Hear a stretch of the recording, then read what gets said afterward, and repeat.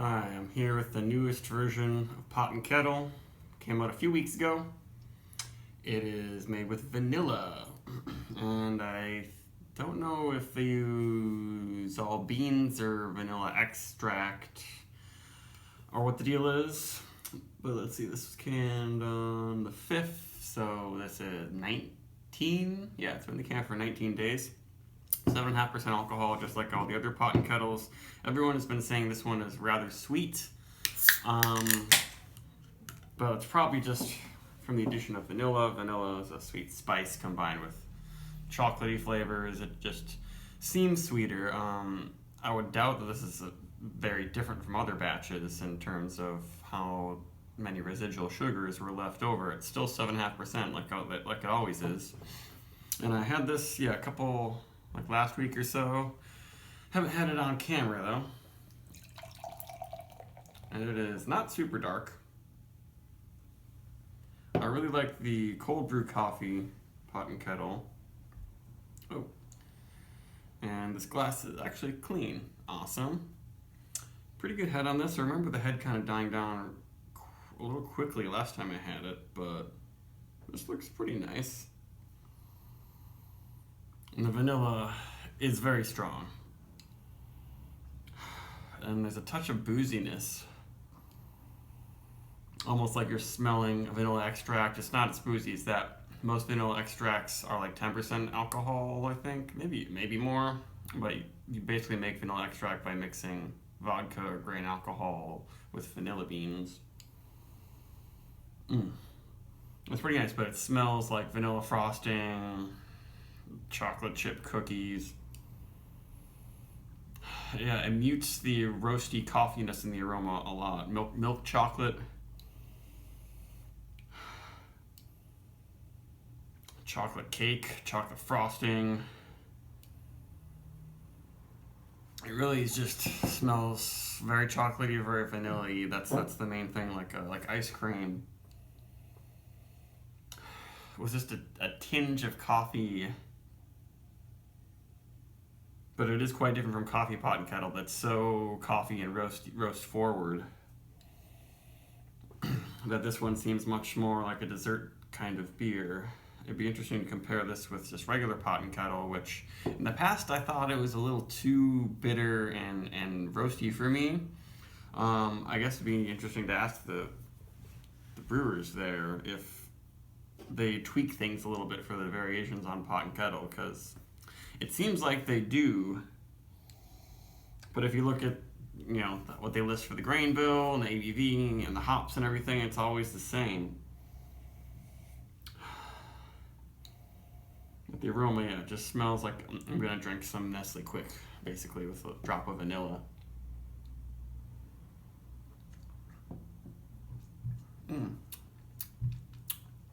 Yeah, taste is pretty much the same. It's not syrupy, does have a good amount of body, but I've been having some other of these sweet flavored porters and stouts lately. Another local brewery, Mystic, they made a Boston cream porter that had vanilla and lactose and nutmeg and chocolate nibs in it, and that one was a little lower ABV, a little bit sweeter. This one isn't super cloying, but it is rather sweet.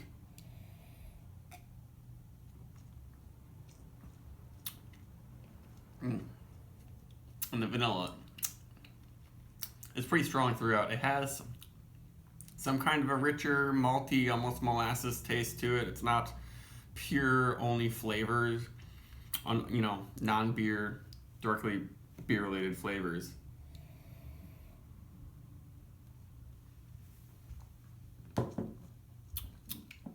On the finish, it dries out quite a bit, actually, though.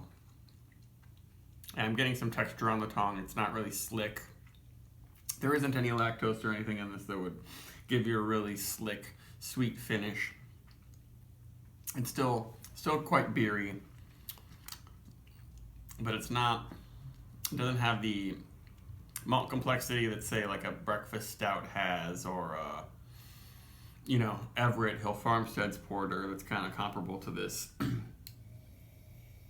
seems like they definitely were trying to let the flavoring be very noticeable in this beer, and they did that, but it's not. It doesn't taste like a gimmicky beer to me, I guess.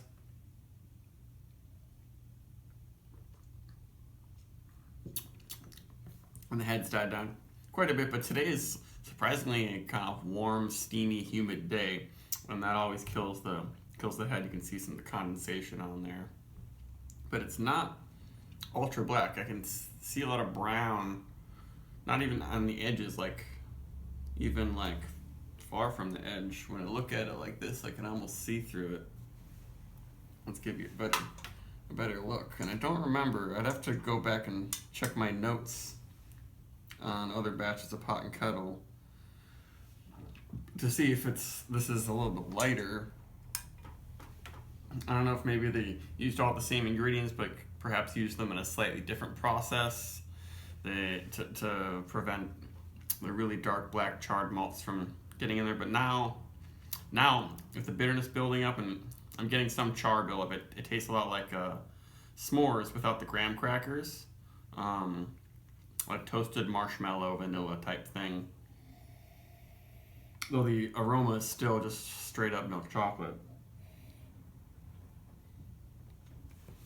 Yeah, that's pretty nice. Yeah, it has a toasted marshmallow flavor to it for sure, even though there's no smoked malt, no actual marshmallows added, but marshmallows are flavored, of course, with vanilla or fake vanilla. So it makes sense that the combination of some roasted malts and vanilla would evoke your campfire toasted marshmallow. But I personally would think a little bit of smoked malt in here would be delicious. I love everything smoky all the time, basically.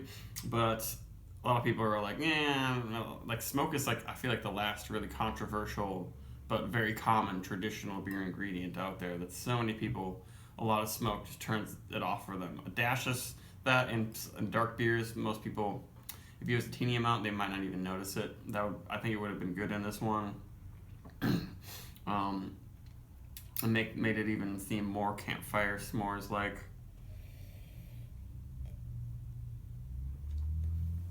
And I'm kind of torn on whether I like that it's not fuller bodied and sweet. I think it's because it's not very bitter at all. It doesn't need a really thick, rich, like syrupy sweet body to it. I think it's perfectly good the way it is. I should have saved one can of this to blend with the coffee. I bet this blended with the coffee version would be fantastic, because the coffee has a lot of nice sweet roasted cold brew coffee flavors, but it's not as perceived as sweet as this one. But I'd give this 4.80 at least. It's very, very enjoyable. I'm not sure what ratings it has on Untappd right now. I haven't checked since it first came out. A lot of people are saying too sweet, but if you think about the mouthfeel and the finish, it's not that sweet. Yeah, I'm getting some nice caramelized, slightly charred flavors in the corners of my mouth in the finish that keep it drinkable amidst the intense vanilla sweetness. Yeah, I think this one's still available. I would recommend it if you like any Trillium's beers, especially if you're a vanilla fan. Vanilla is like the big popular flavoring in all sorts of styles right now to use, but a lot of people go crazy for their barrel-aged imperial stouts that have a ridiculous vanilla aroma, where they just like literally take 500 pounds of vanilla beans and let them sit in there for months and months. This isn't quite like that, but it's the sort of thing you can sip casually and enjoy and not get super wasted or consume 500 calories and a half a glass like some of the imperial vanilla stouts that people are wetting their pants over. So this is definitely up my alley. I'd be surprised if anyone would really, really, really hate this. So that's it. Goodbye.